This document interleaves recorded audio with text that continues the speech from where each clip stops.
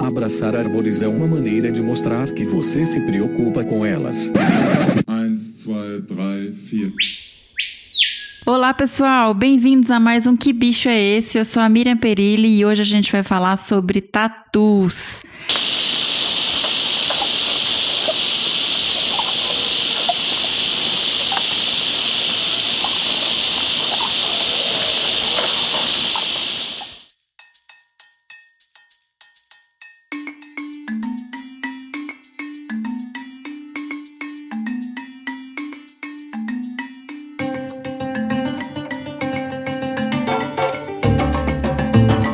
A vocalização que a gente rodou no último episódio foi de um tatu galinha, Dasypus novencinctus.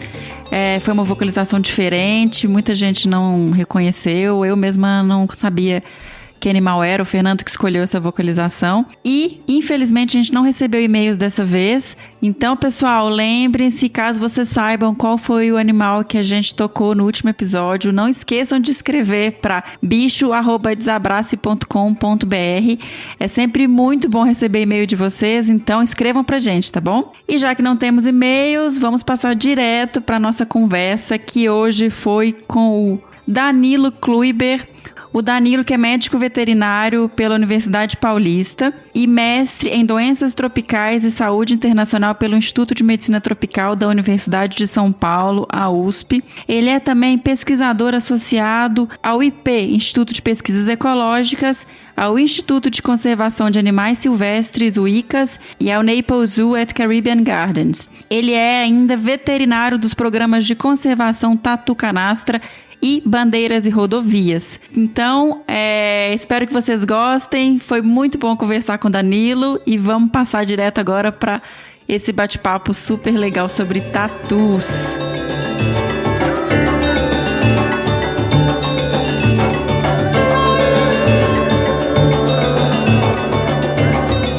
Ei, Danilo, seja muito bem-vindo ao Que Bicho é Esse? Ao Desabraçando Árvores. Muito obrigada por topar conversar com a gente, falar um pouco mais sobre os tatus. Olá, Miriam. É um prazer enorme. Eu já declarei, né, que eu sou fã de vocês.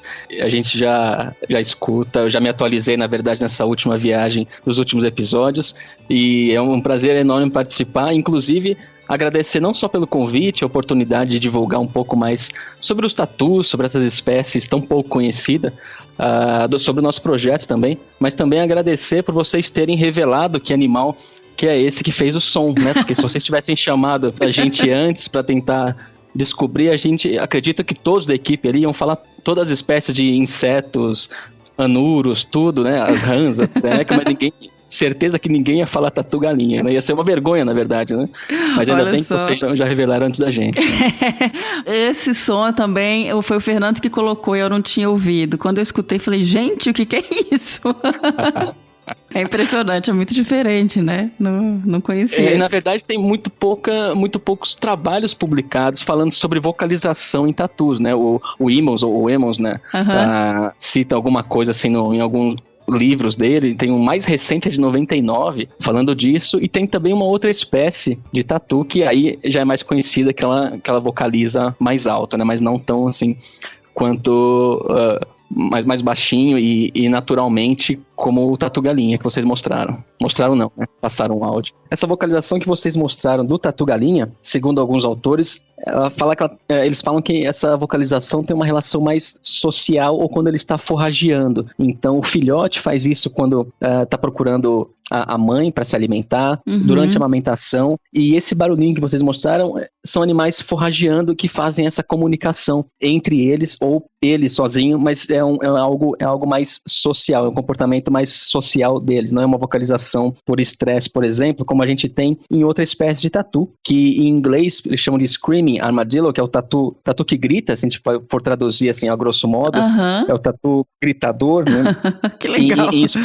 Em Em espanhol é o tatu chorão. Olha só. Ou tatu que chora, né? Porque esse animal, ele é muito parecido com o tatu-peba. Morfologicamente, é uma espécie de tatu, só que é um pouco menorzinho, né, que o tatu-peba. Ele ocorre na Bolívia, Argentina, Paraguai. E quando esse animal é contido fisicamente, ele começa a gritar muito alto. É muito parecido com o grito de quem já pegou filhote de porco, quem tentou pegar filhote de porco e segurou, ele começa a gritar, é muito parecido com isso, mas aí já tem trabalhos publicados falando que esse tipo de vocalização está relacionado ao estresse da contenção ou quando esse animal é predado. Então está mais relacionado com o estresse, com algo não social, como no caso do tatu-galinha que vocês colocaram pra gente ouvir aí no Desabraçando. Entendi, que legal, que diferente.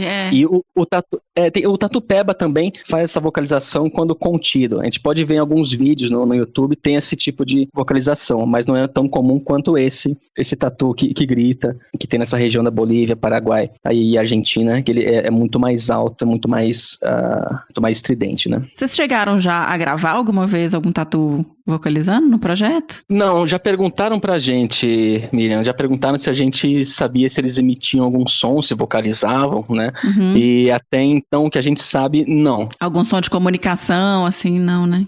Até onde a gente saiba, não. Tá. As armadilhas fotográficas que nós usamos, elas captam sons também, né? Quando filmam. Uhum. Até de mães com filhote, né? A gente já gravou, as câmeras ficam próximas da entrada da toca e quando eles saem, a gente não conseguiu captar nenhum som. Pode ser talvez aí de uma análise mais precisa, pode ser que tenha alguma coisa, né? Uhum. Já que o tatu-galinha emite um som, mas por enquanto a gente acha que não tenha som. Então vamos falar um pouquinho dos tatus. São vários, né? A gente passou o tatu-galinha, mas é um grupo com várias espécies. Fala um pouquinho pra gente sobre os tatus, Danilo. Miriam, os tatus pertencem à mesma superordem, né? Que a gente conhece dos xenartras, que é a mesma superordem que pertence os tamanduás e os preguiças. Uhum. Aí dentro dessa superordem, ela se divide em ordens, que é a ordem cingulata, que é a ordem dos tatus, e pilosa, que é dos tamanduás e preguiças. Para você ter uma ideia, quanto nós conhecemos muito pouco sobre essas espécies, existem hoje 9 gêneros e 20 espécies de tatu que só ocorrem, na verdade, no continente americano, né, do sul dos Estados Unidos até o sul da América do Sul. Uhum. E dessas 20 espécies, metade, 10 ocorrem no Brasil. E aí, se a gente for contar, né, até pesquisadores um pouco conhecem, um pouco já viram essas espécies ou alguma das espécies de tatus, né? A gente conhece as mais comuns, que é o tatu-peba, o tatu-galinha, às vezes o tatu de rabo mole, o tatu-bola, mas outras espécies, como o tatu-canastra, por exemplo, que pode chegar a 1,5 m de comprimento e pesar até 50 quilos, segundo a literatura, apesar da gente ter capturado os animais aí desde 2010 no Pantanal, uma média de 30 a 37 quilos, né? Mas, segundo a literatura, eles podem chegar até 50 quilos. Então, são animais grandes e que pouca gente conhece. Até mesmo as pessoas que moram em locais onde essa espécie ocorre, as pessoas tenham visto ou saibam que eles existam ali. Isso é impressionante, né? Um bicho tão grande e as tocas são enormes e as pessoas não terem muito conhecimento de que ele ocorre em uma região. Então a gente sempre fala, né, que tem um tatu-canastra ocorrendo em determinada região, eles podem até desaparecer sem que a gente conheça, porque às vezes as pessoas até sabem que ele existe em determinada região por conta das tocas, né? As tocas são inconfundíveis quando a gente vê pela primeira vez, é um monte de areia grande para fora da toca, é um buraco bem grande, né? A entrada da toca é um buraco de 35 centímetros, então você sabe que só o tatu-canastra faz esse tipo de toca, mas poucas pessoas viram, né? Outra característica também de alguns tatus é o hábito noturno, e por permanecerem, por fazerem tocas, né? São ótimos cavadores, eles permanecem a maior parte do seu tempo dentro das tocas, então o que dificulta também você conhecer ou ter visto alguma espécie, né? Então, mas aí você tem uma outra característica também dos tatus, são as carapaças, né? Eles têm uma carapaça que inclusive serve para proteção de predação. Isso, são animais super primitivos, né? Tem registros aí de mais de 100 milhões de anos, né? Que possa ter surgido, isso existe uma discussão entre pesquisadores, cientistas, mas uma característica que na verdade muita gente pergunta para nós pesquisadores é se os tatus são mamíferos, justamente por conta desse aspecto primitivo, porque eles têm essa carapaça cheia de escamas, né? Tem um andar diferenciado, então as pessoas normalmente associam com répteis, né? Com as tartarugas, jabutis, né? Os cágados. Olha só. Então, muita gente confunde achando que tatu é um réptil, né? Por conta desse aspecto dele. E, na verdade, é um mamífero como um cachorro, um gato, né?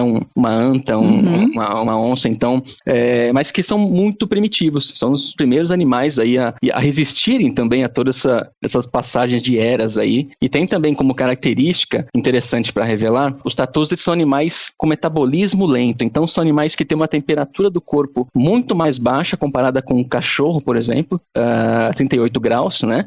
Os tatus têm uma média de temperatura de 32 a 34 graus, então, consequentemente, eles têm um metabolismo muito mais baixo, são mais lentos, né? A gente pode ver isso nos bichos preguiça, que são da mesma superordem. Então, são animais que têm metabolismo mais lento, se alimentam, na maior parte da sua dieta, são animais que se alimentam de mais proteína do que uma alimentação energética, né? Então, eles precisam guardar energia, passam a maior parte do tempo descansando ou dormindo nas tocas ou dentro das suas tocas. São mamíferos, mas são diferenciados dos mamíferos comuns que nós conhecemos. Tá, e quando você fala que eles comem proteína inseto, o que eles comem? A grande maioria dos tatus são considerados insetívoros, né? Então se alimentam de formigas e cupins, até onde a gente sabe. Com relação a outras espécies como o tatu-peba, que é o mais comum, ele é a única espécie que consegue, das que nós temos aqui no Brasil, né? Que conseguem aprender alimentos. Então eles conseguem mastigar, porque eles têm uma abertura da boca um pouco maior comparada com outros tatus. Então eles se alimentam de pequenos insetos, pequenos vertebrados, né? Pequenos sapos, lagartos. Eu falo pequenos, mas na verdade tem até vídeos de tatu-peba predando uma iguana, né? Então são animais que podem predar, predam pintinhos, né? Então são animais, eles são predadores também, se alimentam de carne, sementes, frutas da estação, né? E se alimentam também de carniça. Então é muito comum quando a gente está no campo, muitos animais, gado, por exemplo, cavalos estão mortos no campo e você vê o bicho mexendo. E na verdade, quando você chega mais perto, tem 2, 3, 4 tatu-pebas dentro dessa carcaça se alimentando do resto. É super interessante de falar. Mas principalmente depois do almoço, alguém estiver fazendo alguma refeição, aí é super legal falar sobre isso. E na verdade o tatu-peba, ele é tão comum que muita gente fala que é o tatu que fica em cemitérios, né, que se alimenta de mortos. Mas não, na verdade é porque os cemitérios são grandes campos, né, campos de terra ou campos de gramado. Então, e por eles cavarem tocas, as pessoas acham que eles ficam lá dentro dos túmulos, dos caixões, se alimentando de pessoas. Mas não, na verdade eles estão usando esse espaço para cavarem suas tocas. E aí, no campo, na verdade, eles se alimentam das carcaças que estão disponíveis na natureza, na verdade, né? Gente, que loucura essa história de cemitério, eu não sabia. Você perguntar para muita gente se conhece o tatu-peba, o pessoal fala, conhece, o que come morto, come defunto, né? Então eles associam por animal usar a área do cemitério, que é a área de terra e a área de gramado, e cavarem suas tocas, as pessoas acham que eles estão se alimentando de defunto. E por também verem esses animais se alimentando das carcaças de outros animais, né, no campo. Então a pessoa já acha que eles comem defunto. Gente. As pessoas deixam de comer o tatu-peba porque tem essa associação que eles se alimentam de defunto, então não pode comer, faz mal, né? E preferem o tatu-galinha, que na verdade tem esse nome popular de tatu-galinha por conta do gosto da sua carne. E aí a dieta varia bastante, né? Para nossa surpresa, por exemplo, o tatu-canastra, até onde nós sabíamos desde o começo do projeto, é que ele era um insetívoro especialista, se alimentava de formigas e cupins, mais cupins que a gente conseguiu detectar no Pantanal. E aí, na verdade, ele é um pouco mais generalista, se eu posso dizer assim, né? A gente descobriu que ele preda ovos. A Zilka Campos trabalha com jacarés na Amazônia e no Pantanal. Ela publicou um trabalho sobre predação tatu-canastra predando o ninho de jacarés na Amazônia, né? Predando os ovos, e mostra ele predando mesmo, fugindo da mãe que vinha para proteger. Ele dava a volta na árvore e predava os ovos, matava os filhotes, comiam, né? A gente tem também se alimentando de frutas, a gente tem algumas sementes, né, que nós coletamos das fezes desses animais. E tem uma surpresa pra gente, que foi fazendo um trabalho de distribuição geográfica do tatu-canastra aqui no Cerrado do Mato Grosso do Sul, e nós começamos a fazer entrevistas com as pessoas, com moradores locais, e muitos desses eram apicultores, ou são apicultores. E eles relatavam pra gente, não, aqui tem tatu-canastra sim, eu já vi, na verdade, e ele dá um certo trabalho, né? E a gente, curioso, querendo saber por quê, eles falaram, não, porque eles destroem as nossas colmeias. E a gente não acreditou muito, né? Porque nós temos aqui no Brasil a irara, né? Para quem não conhece, a irara é um estelídeo da mesma família da lontra, da ariranha, e que em muitas áreas, muitas regiões aqui no Brasil, popularmente ela é conhecida como papamel, né? Papamel, exatamente. Nós temos tamanduá-bandeira também, que já foram relatados descritos se alimentando ou predando, né, colmeias de abelhas na natureza. Então a gente achava que poderiam ser todos menos o tatu canastra, até porque é um pouquinho alta, né, as caixas de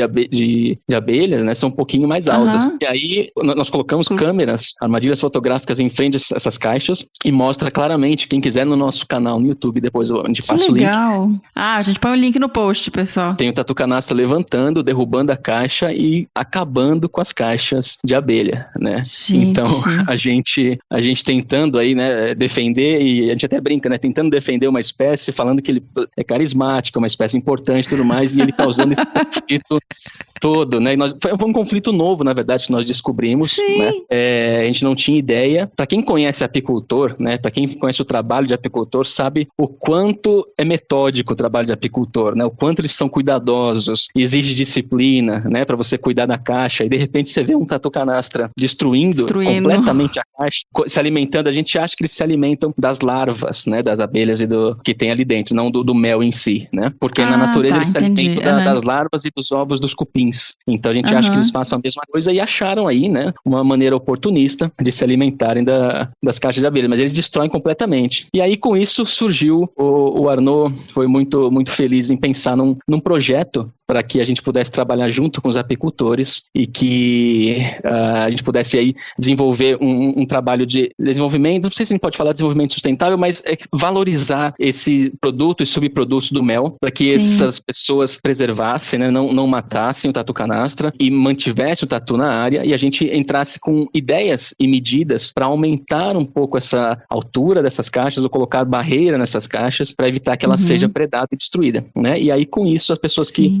entrarem nesse projeto, nesse piloto que nós estamos fazendo aqui na região, a gente conseguisse um selo, um certificado para esse mel, amigo do tatu canastra, alguma coisa assim, que a gente vai criar um nome, e aí desse um valor assim a mais para esse mel certificado, né? Porque a retirada de um indivíduo é um impacto enorme para a população, né, e para a espécie, em qualquer lugar que seja, né? Um animal super ameaçado, pouco conhecido, e que, se a gente for falar de dados de reprodução e biologia, né, nós descobrimos com esses 10 anos de estudo que estamos comemorando esse ano do projeto Tatu Canastra, de que o tatu canastra demora em média 7 a 9 anos para se tornar adulto, né, para se tornar maduro sexualmente. E aí ele chega a ter um filhote por gestação, uma gestação de 5 meses, e que fica praticamente dependente da mãe durante 2 anos, 2 anos e meio. Uau! E que o intervalo de nascimento acontece entre 2 a 3 anos, né, para um filhote, quando cruzam, né?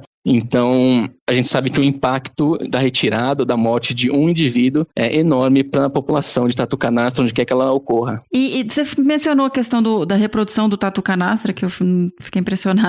Os outros tatus já não tem já tem uma reprodução um pouco mais rápida, assim, né? São 4 filhotes por ninhada, dependendo da espécie, mas essas espécies mais comuns, tatu peba, tatu galinha, é uma reprodução diferente. A gente conhece muito pouco sobre reprodução de tatus de maneira geral. Para você ver, nós demoramos quase 10 anos para entender um pouco mais sobre o tatu canastra, que é um bicho grande, né? Então, mas o que se conhece um pouco melhor é da fêmea do tatu galinha, porque esse animal foi criado também, e ainda é criado muito em laboratório para pesquisas, né? A gente pode entrar depois em detalhes sobre o porquê, mas ele foi criado em laboratório por muito tempo, então se conhece muito sobre biologia desse animal e reprodução também. Então, comparado com o tatu canastra, por exemplo, o tatu galinha, a fêmea pode ter aí de 4, 6 filhotes, né? A literatura varia bastante com relação ao número, e ela tem um fenômeno super interessante, que é chamado de poliembrionia obrigatória. Ela pode, na verdade, antes disso, ela pode reter o óvulo fecundado por determinado tempo, que ninguém sabe ainda qual o tempo que ela pode reter, qual o máximo de tempo ela pode reter. Então ela pode copular hoje e daqui 2, 3 meses nascer o filhote ou começar a fecundar esse óvulo, né? Então, às vezes as pessoas falam... Eles retêm isso, talvez seja uma adaptação evolutiva da espécie, né? Então ela pode reter esse óvulo por um determinado tempo, que ninguém sabe ainda ao certo. E o mais interessante dessa poliembrionia é que a partir de um óvulo geram vários filhotes. Então, por exemplo, a partir de um pode gerar 4. E esses 4 são clones, são idênticos morfologicamente e geneticamente, e são todos do mesmo sexo. São todos do mesmo sexo. Esse é um dos outros motivos em que a espécie também foi muito estudada em laboratório, porque você tem para quem faz pesquisa clones. em laboratório, né, com animais, você tem clones, são animais, são idênticos em todos os sentidos, né? Então, aí se conhece um pouco mais sobre o tatu-galinha, mas ainda é muito pouco pra gente falar ou pra extrapolar para outras espécies, né? Nossa, gente, isso é muito legal. Quais são os métodos para se estudar uma população de tatus? Claro que dependendo da pergunta, a gente vai ter métodos diferentes, mas como que vocês fazem normalmente? Eu acho que antes da tecnologia, antes dos equipamentos, é bom citar e lembrar que a gente precisa de uma equipe sólida. É o que a gente tem desde o começo do projeto, uma equipe que vem crescendo e a mesma equipe desde o começo, uma equipe que trabalha em longo prazo, dedicada ao projeto ou aos projetos em longo prazo. Eu acho que é um mérito do Arnaud de manter essa equipe por muito tempo, e isso ajuda também a que a gente tenha dados com maior credibilidade, porque é sempre o mesmo pessoal dedicado e que gosta de fazer também e acaba se aguentando ao mesmo tempo também, né? A gente se aguenta há quase 10 anos já, então acaba sendo um casamento e passa por diversas crises, mas acaba se aguentando e como consequência a gente tem dados aí muito interessantes da dedicação dessa equipe e consequentemente, eu não posso deixar de mencionar, Miriam, as parcerias que nós temos hoje, se eu não tiver desatualizado, são mais de 20 universidades trabalhando em parceria com a gente, cada um no seu departamento de genética, ecologia, saúde, publicação dos resultados. Então, graças às parcerias que nós temos, é que saem esses dados publicados ou saem esses dados também em longo prazo e que o projeto é mantido também, as ações que nós fazemos graças a esse pessoal que também dá o seu nome, dá o nome da instituição e está trabalhando com a gente, principalmente com relação à saúde. Vou puxar um pouco para o meu lado, que a gente tem parcerias aí desde o início do projeto e que analisam as amostras para a gente e tem ajudado a entender um pouco mais sobre saúde dessas espécies, né, dos tatus de maneira geral, do tatu canastra e do tamanduá-bandeira. É o que a gente sempre comenta aqui no Desabraçando. Quando a gente fala de um programa e de biologia da conservação, você não tem uma ou duas pessoas, você tem que ter uma equipe multidisciplinar com várias frentes, vários temas, e é isso que faz com que seja possível, né, você ter esses programas estabelecidos. E isso é tão legal, assim, isso é fantástico. Eu acredito bastante nesses conceitos. Tem muita gente que fala que não, mas eu acredito muito na biologia da conservação, na medicina da conservação, principalmente para a área de saúde. Eu acho que sem essas parcerias, sem essas disciplinas diferentes trabalhando, não é possível você trabalhar com conservação, né? Porque é muita coisa para a gente fazer, precisa de muitas cabeças pensantes diferentes, muitas especialidades para que a gente possa desenvolver iniciativas em conjunto a partir dos dados que nós temos, né? Tem vários aspectos, né? Primeiro, a anatomia. Então, quando a gente compara um tatu com uma anta, um lobo-guará, uma onça, você vai pensar em locais para você colocar os rádios colares, né, que são aqueles colares que tem ou sinal por VHF ou por GPS, que dão a movimentação do animal, assim, falando de maneira geral, né? No tatu você não consegue colocar. E aí nós podemos iniciar, assim, por várias metodologias, né? Existe a possibilidade de colocar, e foi como o Arnaud iniciou o projeto piloto, né? Só mencionar rapidinho, o Arnaud, que o Danilo falou, é o Arnaud Debier, que é o coordenador do projeto do Tatu Canastra, né, Danilo? Existe a possibilidade de colocar, utilizando armadilhas fotográficas, que hoje elas têm aquela tecnologia de câmera digital, então você coloca um cartãozinho de memória, você vai lá, checa na hora, se está tirando foto ou não, e aí com essas fotos, que são coloridas, muitas são filmagens, né? Eu não tô velho, mas na minha época, em estágio, o Fernando já estava lá, o Fernando estava lá antes, já no IP, quando eu comecei a fazer estágio, ele já era bem mais velho, já é mais velho que eu, né? Mas ele já estava lá antes, ele trabalhava com a jabateria. Olha, chamando o Fernando de velhinho, eita! É bom que ele não pode se defender, né? É bom que ele não vai poder se defender, só eu. Ele já tá ficando velho aqui. Então, mas quando eu comecei a fazer estágio, o pessoal usava, o Lauri, o pessoal utilizava câmeras com filme, né? Então você tinha que colocar a câmera, deixar lá e depois de semanas levar para a cidade para revelar, tá? Hoje a tecnologia ajuda bastante. E essa tecnologia ajuda na resolução das imagens. E isso vai ajudar também no estudo com tatu canastra, porque a gente descobriu que cada indivíduo tem uma característica e um desenho diferenciado das escamas, com cores, com manchas. Então a gente consegue identificar cada um. A gente consegue identificar cada um nas fotos, saber quem é quem nas fotos. Como fazem também com os grandes felídeos, principalmente, né? Você consegue identificar através dos celos. Eu trabalhei no Parque Estadual do Rio Doce e a gente fotografava os tatus, e teve uma época que a gente estava tentando pela banda, porque quem não conhece um tatu canastra, eles têm uma faixa mais clara na carapaça, né, embaixo, assim, na carapaça mesmo? Na carapaça. Na borda da carapaça, né? Em volta da carapaça. E aí a gente tentava ver se conseguia identificar algum padrão. Que legal que vocês estão conseguindo fazer isso. Não sei se é nessa faixa ou se é na carapaça inteira. Como é que funciona? A faixa é uma grande margem pra gente, porque é bem grande, os desenhos mudam bastante, é um mosaico, na verdade, de manchas, né? Então, a primeira coisa que a gente olha é essa faixa. Depois tem na cauda, tem na pata, né? O Gabriel e o Arnaud, eles publicaram um artigo, quem quiser depois tá na Identata já ano passado, e fizeram um guia sobre como identificar tatu canastra, identificar o indivíduo, né? Então tá publicado na Identata, saiu ano passado. E é uma coisa bacana, porque ajuda, muitas vezes, como você citou o Parque Estadual do Rio Doce, eu estava lá há 3-4 dias atrás, né? Aí começou a fechar por conta do Covid, tivemos que vir embora, quase que eu não chego aqui em Campo Grande. Mas nós começamos um projeto lá, mês passado, e você conhece bem, sabe que Mata Atlântica é super fechada, e o pessoal identificou pra gente lá, quando trabalhavam e ainda trabalham com as onças, né? O Fernando tá lá trabalhando, o Ricardo Arraes, o veterinário, estava lá com ele, e eles passaram pra gente essas informações que estavam registrando o tatu canastra. E aí, com esses dados, o Arnaud decidiu começar um projeto na Mata Atlântica. E aí, como o relevo, a vegetação, a Mata Atlântica em si é super difícil para andar, para a gente entrar com a mesma logística que a gente tem no Pantanal, que é tudo plano, e na verdade a gente vai andar, a gente ficou acostumado a andar só no plano, né? Quando a equipe deslocou para lá agora, a gente quase morre de subir aqueles morros, né, de Mata Atlântica. Não, e folhice escorrega, né? Você percebe o quanto você tá ficando velho nessas horas, né? E então, por conta disso, o projeto lá vai ser só com armadilhas fotográficas pra gente identificar os indivíduos e aí tentar estimar mais ou menos a população dentro do Parque do Rio Doce, em Minas Gerais. Então essa é uma tecnologia que ajuda muito, é uma ferramenta que tem ajudado não só com tatu, mas com uma grande diversidade de espécies, né? Até puxando um pouquinho pro lado da saúde, a gente consegue com essa resolução de imagens, né, com filmes em alta resolução, identificar animais machucados, feridas, alguns sinais de doenças, né?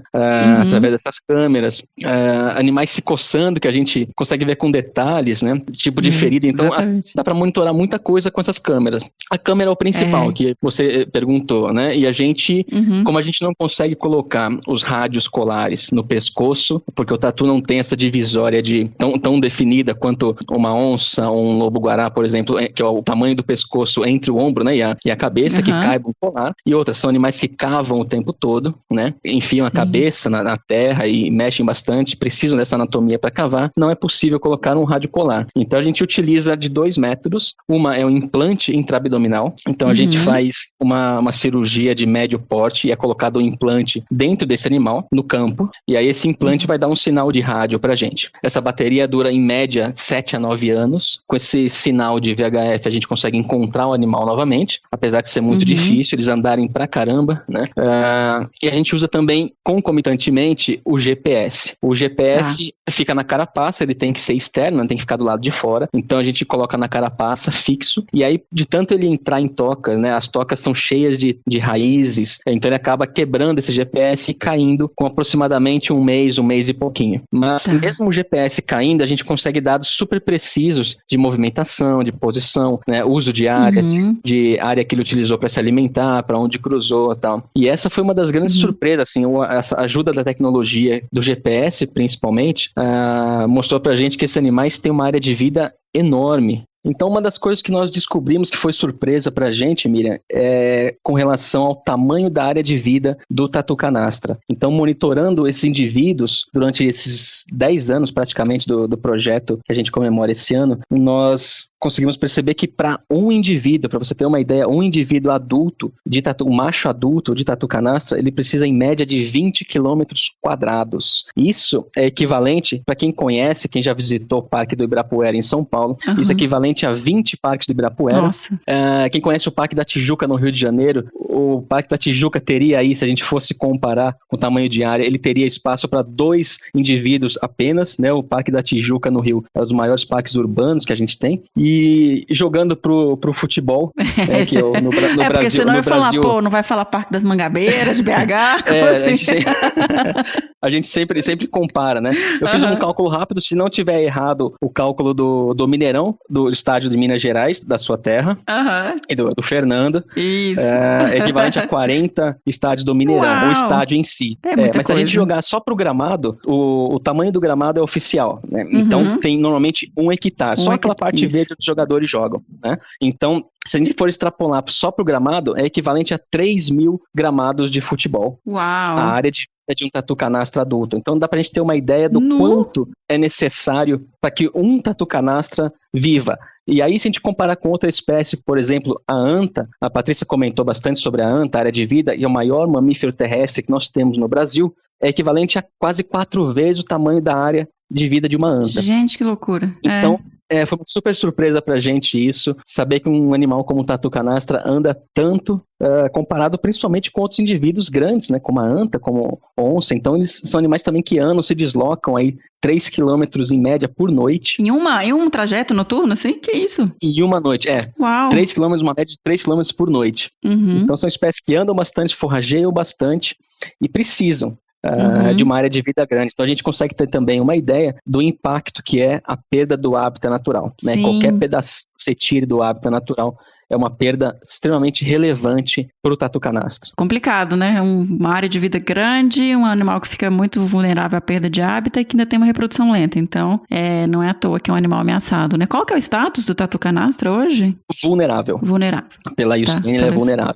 Mas assim, se conhece o status de vulnerável é colocado pela IUCN, não porque a gente conheça a densidade populacional ou quantos indivíduos tem na natureza. Aqui no Brasil, por exemplo, né? A gente não conhece, a gente não sabe, não consegue estimar ainda. Ou eles colocam como vulnerável de acordo com a perda do hábitat natural. Entendi. Então sabe-se que a perda do hábitat natural para o tatu canastra é impactante, então é uma espécie que está bem vulnerável com relação a isso. E ele sobrepõe a área com outros bichos, né? Sobrepõe, a gente está vendo que tem alguma sobreposição, principalmente macho sobrepondo a área de várias fêmeas. E eles andam aí em média 3 km por noite, cavam uma toca gigantesca que nós mencionamos aqui, uma média de uma toca a cada 3 noites, né? Então faz um esforço danado e faz uma toca gigantesca. Nossa, a cada 3 noites. E eu esqueci de comentar, esses animais solitários só ficam juntos, né? Só encontram outro indivíduo, permanecem juntos para copularem e aí depois se separam e a fêmea cria o seu filhote sozinha. E o fato interessante, voltando para a tecnologia das câmeras, que eu esqueci de mencionar, que é só o principal do projeto, eu vou ser demitido se eu não mencionar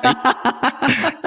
Mas com a tecnologia das câmeras, o Arnaud começou a colocar isso em agosto de 2010, né? Só para identificar se tinha ou não tatu canastra na região ou na fazenda Baía das Pedras, que é onde nós trabalhamos desde então, e que dão todo o apoio pra gente lá. Então ele queria só identificar se tinha ou não tatu canastra, porque as tocas o pessoal já sabia que tinha. E aí, com essas câmeras, consegui identificar que não só o tatu canastra utiliza as tocas, mas na época eram mais de 40 espécies que estavam utilizando, 40 diferentes espécies utilizando a toca do tatu canastra. E aí, com isso, sim, um bicho super pouco conhecido na época, e ainda é muito pouco conhecido em todos os sentidos, né, cientificamente e popularmente. Eu falo que o Arnaud foi muito feliz de classificar uma espécie que era pouco conhecida, que não tinha nem sequer informações, né, em longo prazo ou estudos sobre essa espécie. O Arnaud acabou classificando o tatu canastra como engenheiro do ecossistema, né, que engenheiro do ecossistema são aquelas espécies que alteram o seu hábitat natural, né, o hábitat onde elas estão, e provêem recurso para as outras. Então a gente tem aí como exemplo os castores, que são espécies que mudam o curso do rio e provê água para outros lugares, né? A anta, a gente tem episódio da anta que a gente fala também, isso um pouquinho. Tem que ser também a anta, pelo amor de Deus. Elas são também engenheiras de ecossistemas, então tem várias espécies, até a arara azul também é citada como uma engenheira por cavarem o oco, né, nos ocos das árvores e outras espécies utilizarem. Mas o tatu canastra é muito mais, né? Então eu vou colocar o tatu canastra lá em cima.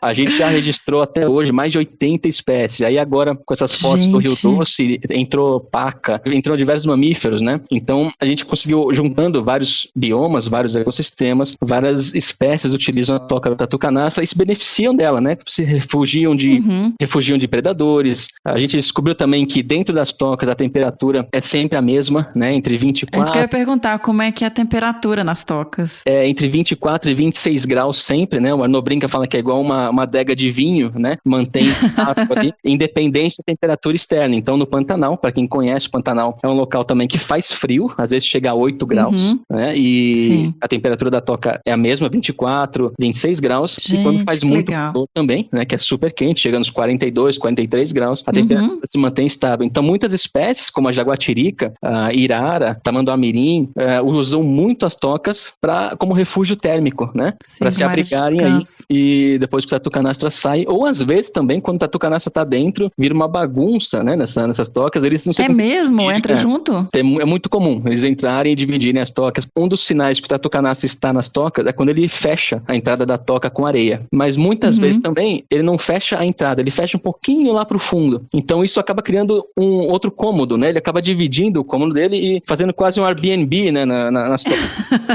E aí ele acaba compartilhando também. O que é muito legal a gente ver, muito comum, na verdade, o tamanduá-mirim, que entra, às vezes o tatu-canastra tá dentro, ou não, mas ele entra, deixa o filhote lá dentro, sai por 2, 3 dias e volta, pega o filhote e sai normalmente, né? Então a gente conseguiu ver com as câmeras também tudo isso. Que legal, gente. E essa função das tocas é super bacana, porque acabou dando um papel importante para uma espécie que ainda é muito pouco conhecida, né? Entendi. Não, legal demais. Já que ele faz uma toca nova a cada 3 dias, tem muita opção, né? Tem bastante.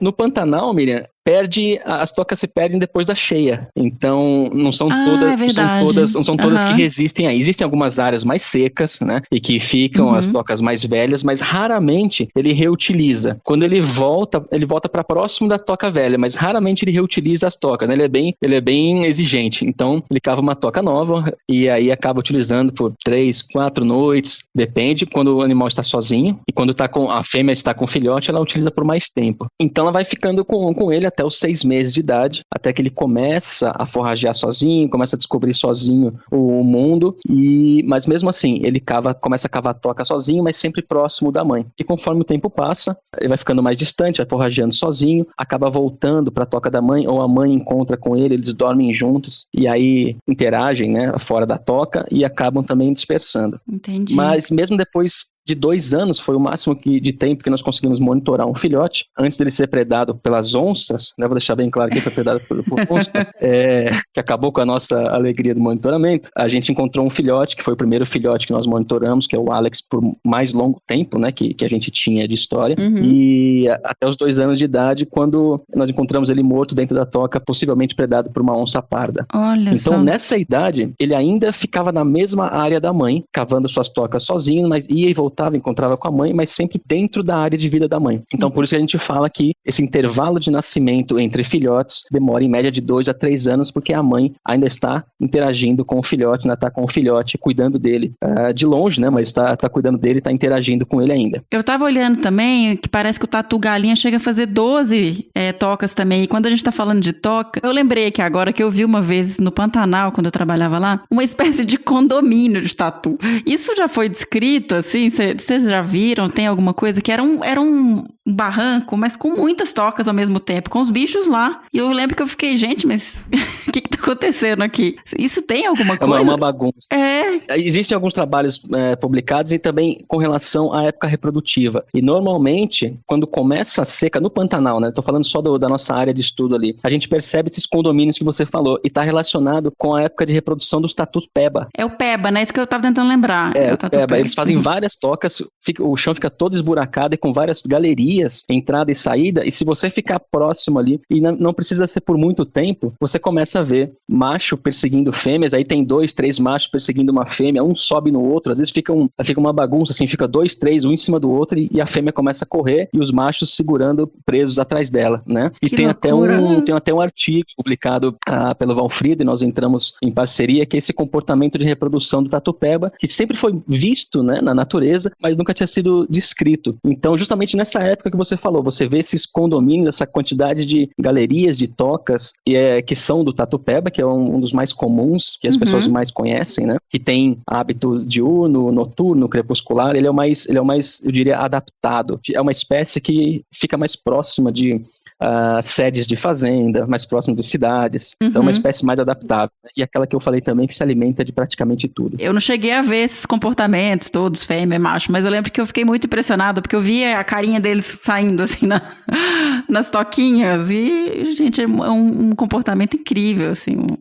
E é engraçado, porque eles ficam perseguindo as fêmeas o tempo todo, é uma correria, e entram em toca e saem de toca, então às vezes saem 3 machos, 4 machos atrás de uma fêmea, ela entra desesperada dentro das tocas, e acaba saindo, e sai mais de outras tocas, né, então, ou sai da mesma toca. Então durante essa fase, é bem engraçado, é uma distração você ficar assistindo no campo essa interação dos pebas, né, bem divertido. E isso é uma característica dos pebas. O galinha já tem um comportamento diferente, né, eu acho que eles marcam um pouco o território, não marcam? Chega a ter conflito entre machos, é um comportamento social diferente desses de ficar agregado um monte de tatu junto e convivendo. O tatu-galinha, por incrível que pareça, nós só conseguimos capturar 2 indivíduos até hoje. A gente capturou mais tatu-canastra do que tatu-galinha. É super difícil de ver nessa região do Pantanal.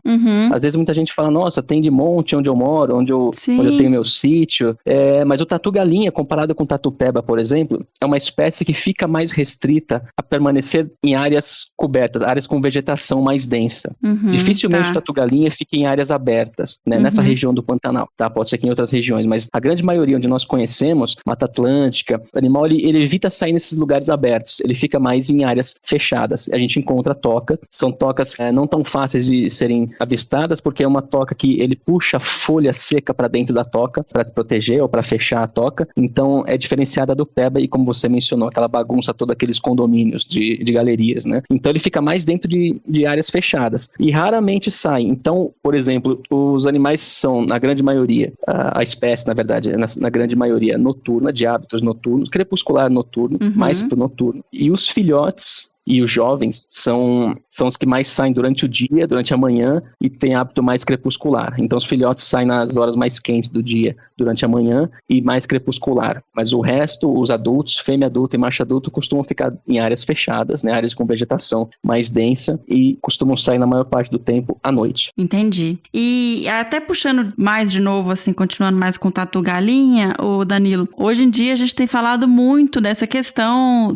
de doenças, entre animais e humanos, principalmente, né, com esse drama que a gente está vivendo, a situação gravíssima com o Covid-19, que foi uma doença que pulou de animais para seres humanos. E você mencionou que tem muitos estudos, tem muita informação sobre o tatu-galinha por ele ser criado para estudos, né? Tá relacionado com isso, com essa questão de saúde, de epidemiologia? Como que funciona essa parte epidemiológica para tatus? Que eu sei que é um animal que tem muito, que é um reservatório de doenças e tem uma relação, inclusive, de transmissão com humanos e vice-versa. Eu sabia que tava muito bonitinho, assim, falar de biologia tava muito fácil, tava muito tranquilo, né? Eu sabia que você uma hora ia me colocar no olho do furacão, né? Justamente agora no surto de Covid e com uma espécie que muito se assemelha ao pangolim, né? Eu sabia que ia soprar pra mim, mas... Tem que aproveitar que a gente tá com um veterinário pra poder contar isso pra gente. Não posso deixar passar. Eu tô brincando, extremamente pertinente. Até quando a gente começa a falar de transmissão de doenças, são as zoonoses, né? Doenças transmitidas de animais para seres humanos, ou até as antropozoonoses, né? Doenças transmitidas dos humanos para os animais. É extremamente pertinente você perguntar isso, principalmente agora. E existe essa relação com o tatu-galinha há alguns anos já. Na verdade, se a gente for lá atrás, no passado, 1912, se eu não estiver enganado, o Carlos Chagas, que descobriu a doença de Chagas, ele acabou isolando o parasito, né? O Trypanosoma, no tatu-galinha, lá atrás. Então, na verdade, o que acontece? Os animais não saem transmitindo doença por aí, não saem dispersando doença por aí como as pessoas pensam. Na verdade, tem que existir essa interação. Como? Alimentação. A gente tem essa alimentação da carne de caça. Sim, a gente manuseio da carne crua também, né? Isso é uma coisa importante. O manuseio, porque na verdade quando a pessoa vai caçar, ela caça, ela mata o animal sangra, ela vai manusear, ela vai tirar a carne daquele animal, ela vai manusear, claro, sem cuidado algum, porque está no meio do mato, vai manusear aquela carne, aquele sangue, aquelas vísceras, vai estar em contato direto com isso. E o animal pode, como nós, seres humanos, pode também albergar, pode ter aí alguns parasitos e pode ser transmissível para a gente. Nós conhecemos inúmeras zoonoses, né, inúmeras doenças que podem ser transmitidas de animais para os humanos, mas raramente elas são transmitidas só por contato com o animal, só de você estar perto do animal. A maioria das vezes é esse contato através da ingestão, da manipulação da carne. Isso é bem importante marcar, viu, gente? Pelo amor de Deus, o tatu ele não vai sair transmitindo nada, é só quando a pessoa pega, inclusive tá fazendo uma coisa que não é legal e tá caçando, não é transmitido no ar e... Não, até legal, a gente gosta de falar isso porque a gente trabalha com uma espécie que é ameaçada de extinção, pois que é o tatu, o tatu canastra. E, ao mesmo tempo, as pessoas conhecem os tatus como possíveis transmissores de doença, mas só acontece através desse tipo de contato. Você ter um tatu na sua propriedade, você ter avistado um tatu, não dá azar, você não vai morrer. Né? Muita gente fala isso, que ver o tatu canastra vai dar azar, ele traz mau agouro, da mesma forma por tamanho da bandeira, né? Então, não dá azar, não transmite doença nenhuma, a não ser que você manipule não só o tatu, mas qualquer outro tipo de animal. Se você manipular as vísceras, manipular a carne, sem cuidado algum, ou ingerir essa carne, você corre sério risco de doença. Isso pra tudo, gente. Frango é cheio de problema, carne crua. Então... As pessoas falam, os animais transmitem doença, mas nós estamos vivendo agora isso, né? A facilidade que nós, seres humanos, transmitimos doenças um para o outro, né? Seja vem do filho, vem do pai, vem do primo, qualquer lugar. Você vai num metrô de São Paulo, uma cidade grande, você entra num ônibus fechado, você tá ali num círculo de doenças sendo transmitidas ao tempo todo.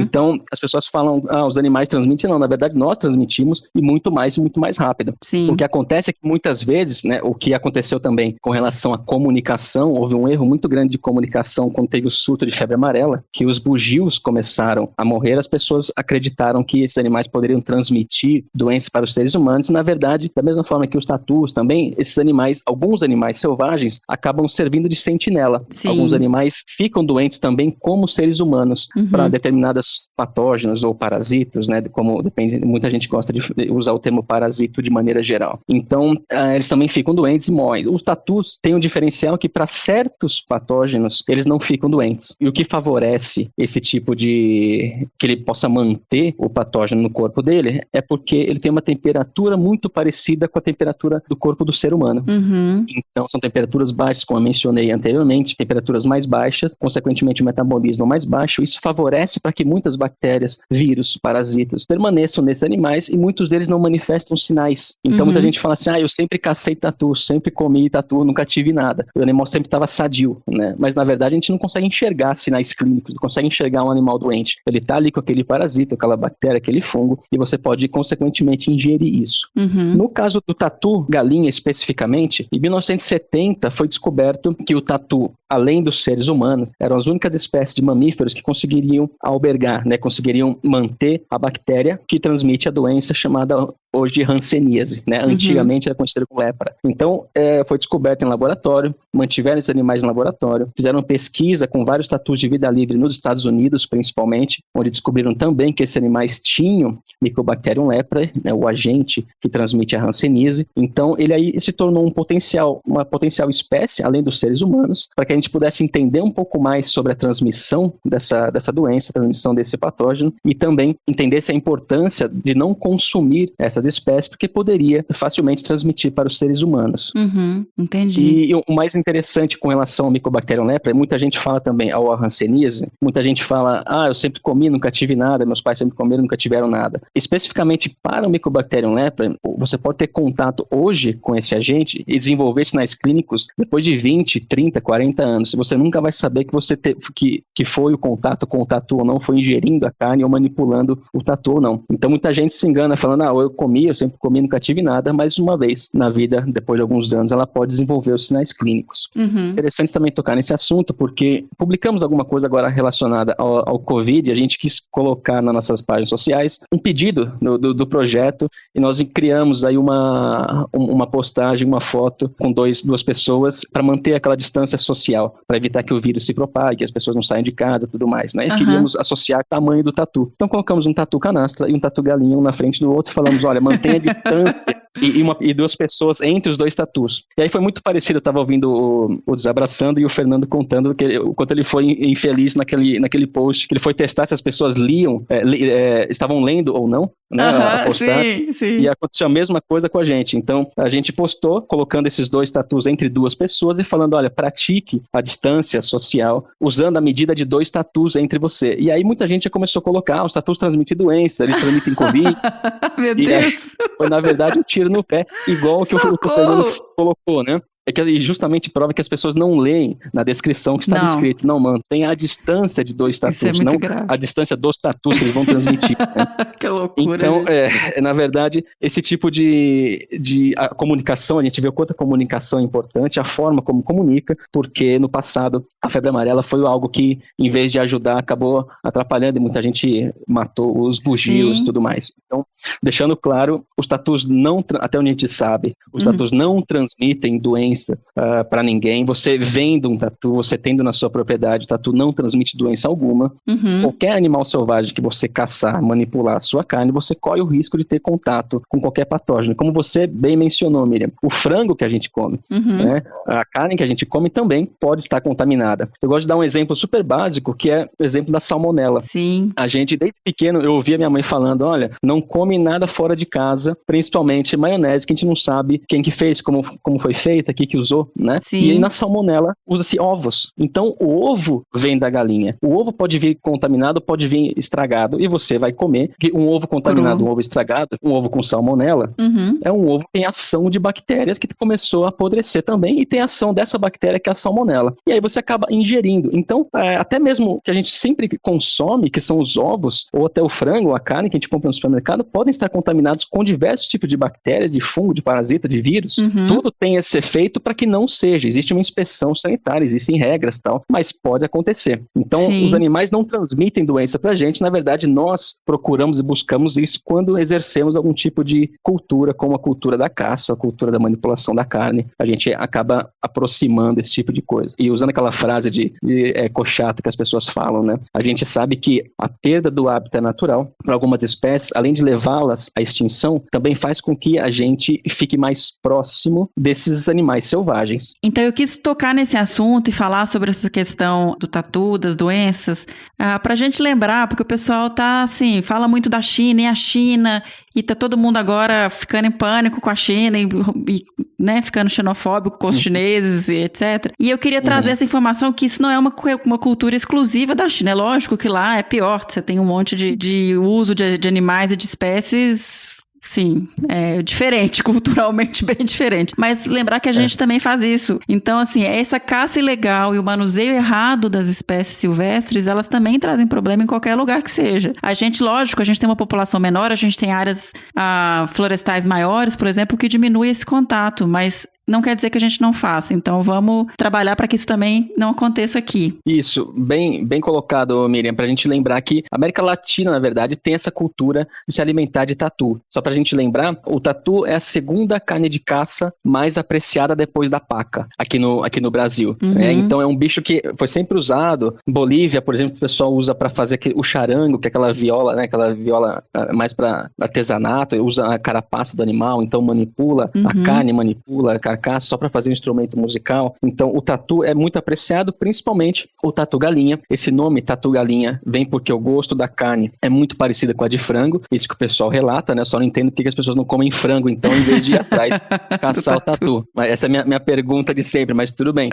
Então o tatu é a segunda carne de caça mais apreciada. As pessoas continuam caçando. Então, lógico, para acontecer na proporção que aconteceu com a China, tem que ser uma coisa muito maior, ter muito mais gente, muita gente utilizando ou se alimentando, ingerindo carne de animais selvagens, mas a gente fazendo isso também em longo prazo, você uma hora vai ter essa grande probabilidade, não só do tatu, mas de você ingerir carne de animal selvagem, você tem uma chance de contrair alguma doença que era específica daquela espécie ou que ela não manifestava sinais, não transmitia, e aí acaba esse vírus, essa bactéria, esse parasita acaba mutando, adquirindo uma resistência para ficar no nosso corpo e aí acaba sendo multiplicando para os seres humanos também. Então tem que ter muito cuidado e lembrar também que é ilegal legal. Caçar animais selvagens. A gente tem uma das leis mais completas aqui sobre a biodiversidade, de proteção à biodiversidade no Brasil. Então, lembrar também que é proibido caçar, perseguir, manipular qualquer animal selvagem na natureza. Contra a lei, isso da cadeia, da detenção, multa, tudo mais. Né? Corre risco, então. Corre risco de saúde, principalmente. Né? E a maioria dos patógenos, como a gente está falando de animais selvagens, a gente conhece muito pouco sobre essas espécies. Começou o estudo, eu falei que lá em 1912 o Chagas já fazia, mas a gente tem muito pouca informação sobre a saúde dessas espécies em vida livre, de maneira geral. Então, a gente pode estar em contato aí com diversos patógenos que nós nem conhecemos, que nem foram descritos e que podem gerar consequências gravíssimas para a saúde humana. Então é bom a gente não arriscar. Eu acho que a Covid veio com uma lição muito importante com relação a esse assunto, para que a gente pudesse perceber e visualizar o grau de risco que a gente acaba cometendo para nós mesmos. Né? Nós buscamos isso. Os animais selvagens não transmitem. Né? A gente busca isso caçando, manipulando e trazendo para a nossa sociedade. Então agora indo para essa parte até dessa questão da relação com humanos, vocês no projeto, você falou que vocês têm o selo, por exemplo, que dá que agrega valor num produto que seja amigável à presença do tatu canastra. Vocês também trabalham com outros tatus. Vocês têm um relacionamento com a comunidade de tentar fazer algum tipo de projeto de educação para tentar diminuir esse tipo de caça ou melhorar a imagem dos tatus, como do Tatu Peba?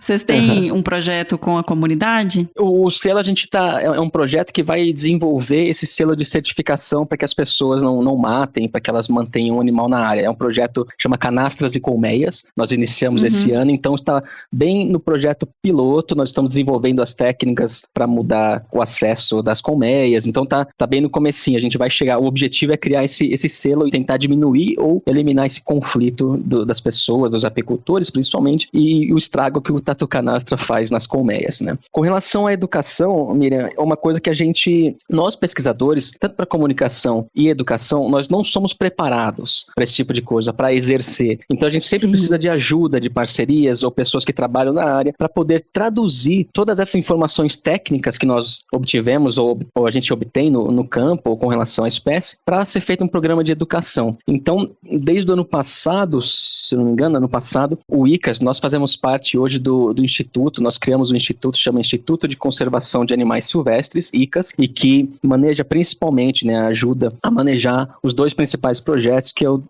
do Tatu Canastra e do Bandeiras e Rodovias, com Tamanduá Bandeira no Cerrado. Então, nós criamos e contratamos uma empresa, chama Fubá, para criar os programas de educação para a gente. Nós fizemos um workshop para tentar levantar as necessidades para cada projeto, o que seria necessário para a gente atuar, realmente fazer atividades ou iniciativas de conservação relacionadas à educação. Então, o pessoal tem feito bastante atividade no Pantanal, com escolas locais, principalmente focado nas escolas, que a gente acha que é o que mais vai dar resultado nesse sentido, ou com relação às ameaças que os animais têm. Então, a grande dúvida era, depois de um tempo de atuação do projeto, a gente vinha levantando dados, a gente vinha para a gente indo no caminho certo, mas um dia o Arnaud parou e falou, será que a gente está sabendo divulgar isso? A gente está sabendo atuar e educar as pessoas com relação aos nossos resultados? Está sendo eficiente, está sendo eficaz esses resultados que nós temos, né? Ou está sendo eficiente só para a comunidade científica? Aí, a partir daí, nós criamos o Arnaud contratou essa empresa e nós trabalhamos junto com a Fubá, que desenvolve programa de educação ambiental para crianças e comunicação, principalmente nas escolas. Então, no Pantanal, por exemplo, tem as visitas nas escolas locais, nas escolas das cidades vizinhas, para fazer um programa mais de longo prazo em educação.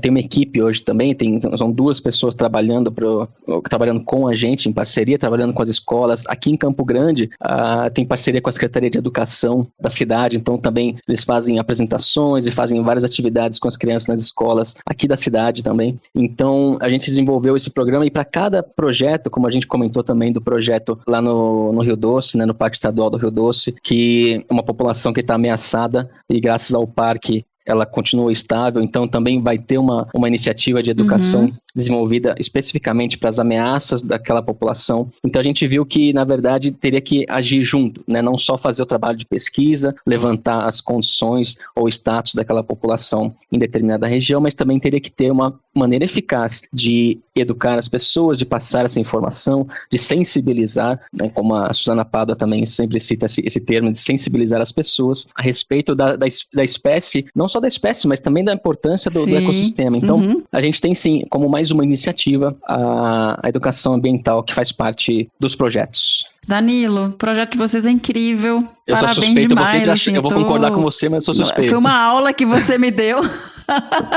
É muito legal. E assim, você deu uma aula que eu aprendi muito. Obrigada demais. Assim, estou encantada de saber tanto sobre tatus e saber das iniciativas que vocês têm desenvolvido no Pantanal e agora na Mata Atlântica. Eu só tenho a agradecer por você ter disponibilizado um pouco do seu tempo para gravar com a gente, para trazer tanto conteúdo legal. Desabraçando Árvores está de portas abertas aí sempre que vocês quiserem falar mais sobre tatu e trazer tanta novidade pra gente. Obrigado, eu agradeço mais uma vez. Eu falei pra vocês que eu sou fã, já escrevi, já declarei que eu sou fã e faço todo mundo escutar no campo. Eu sempre faço os downloads aí dos episódios, a gente escuta nos 15 dias de campo que a gente tem, todo mundo todo mundo gosta e a gente sempre dedica um tempo pra ouvir e somos fãs de vocês. Vocês são pessoas extremamente carismáticas, né? Carisma é uma coisa que é essencial para trabalhar com conservação, então é muito legal a gente ouvir vocês, participar principalmente, e se você falou que estão de portas abertas para falar, a gente falar o que a gente mais sabe fazer também. Então, ou qualquer espaço, a gente sempre está disponível. É muito legal falar, divulgar. A gente sabe o quanto é importante divulgar sobre o projeto, sobre a espécie, as espécies em si, as necessidades e ações de conservação. Então, em nome de toda a equipe do ICAS, aos fãs também do Desabraçando, aos ouvintes que também dedicam tempo aí ouvindo e querendo saber, se interarem sobre o assunto, pessoas que não são da área também, que eu sei que tem bastante gente que ouve Desabraçando, e eu queria agradecer também pela audiência, né, e pelo apoio que dão a esse podcast que nós gostamos muito também, é super importante para a conservação. Ai, que legal, que bom ouvir isso. Nossa, e assim, acho que a gente ainda tem mais um monte de coisa para falar sobre tatu, então a gente vai ter que ter uma fase 2, né? Legal, muito bom, legal, estamos aqui para isso. Tá, maravilha, Miriam. Ai, brigadão, um abraço grande.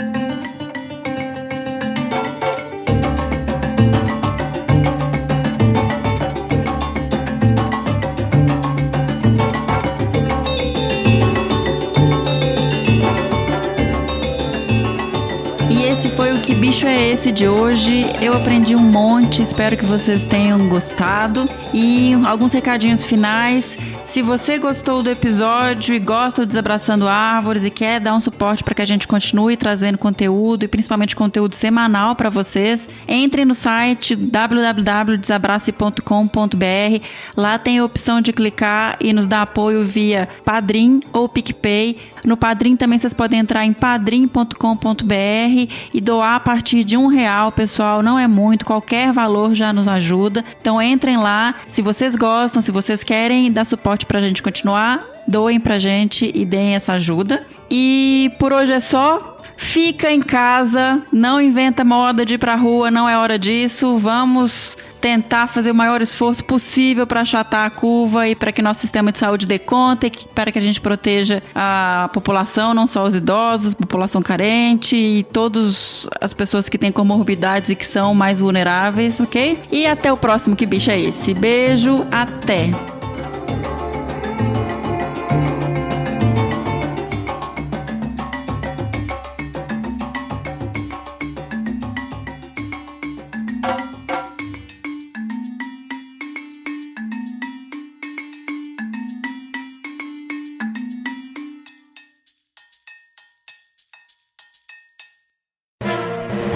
Mais um produto com a edição do Senhor A.